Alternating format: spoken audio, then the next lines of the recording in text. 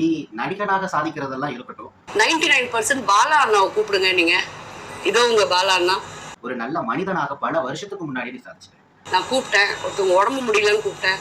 என் குழந்தை வந்து இப்ப நிக்கிறான். உண்மையிலேயே அண்ணன் சீமான் ஒரு கருத்து ஒன்று சொல்வார். உலகத்தில் உயர்ந்த மனிதன் யார் அப்படிங்கிற கேள்விக்கு எவன் கீழே விழுந்து கிடக்குறானோ எது சிறந்தது அப்படிங்கும்போது கீழே விழுந்தவனை தூக்கி விடுறது தான் சொல்வார் இல்லையா? அவனை தூக்கி விட எவன் குனியிறானோ அவன் தான் உலகத்திலே உயர்ந்த மனிதன். அதற்கு நல்ல சிறந்த எடுத்துக்காட்டு நீங்க தான்.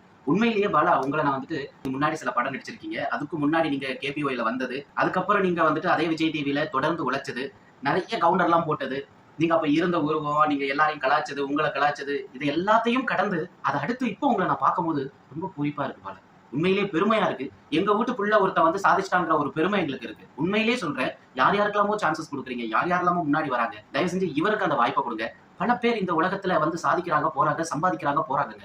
ஆனா ஒரு சிலர் மட்டும் நாங்க பையில இருக்கிற அத்தனையும் கொடுத்துட்டு ஏழையாவே இறக்குறாங்க. ஒரு மனுஷன் உதவுறான், அவனை வந்து பாராட்டுங்க. ஏன் ஒரு 10 பேர் கூப்பிடுவாங்க, கேபி பாலா நீ தான் ஹெல்ப் பண்றல, அதான் 1 கோடி வச்சுக்கோ. ஆனா விஜய் சேதுபதி கூட பாலாவை பத்தி சொல்லும்போது எல்லாத்தையும் கொடுத்துறாத, உனக்குன்னு ஏதாவது வச்சுக்க, இருந்தா தான் இந்த உலகம் மதிக்குங்கிற பட்சத்துல உனக்கு ஏதாவது இருக்கணும் இல்லையா? அவர் அழகா எடுத்து சொன்னார். ஆனா அதை கூட அவர் கேட்க போறது கிடையாது. இந்த படத்துல நடிச்சதுக்கு பணம் வரும் இல்லையா, அதை வச்சு கூட விருதம் கட்டியிருக்காரு. சோ இப்படி எல்லாத்தையுமே எல்லாருக்கும் கொடுக்கணும்னு நினைக்கக்கூடிய ஒரு நல்ல மனசு.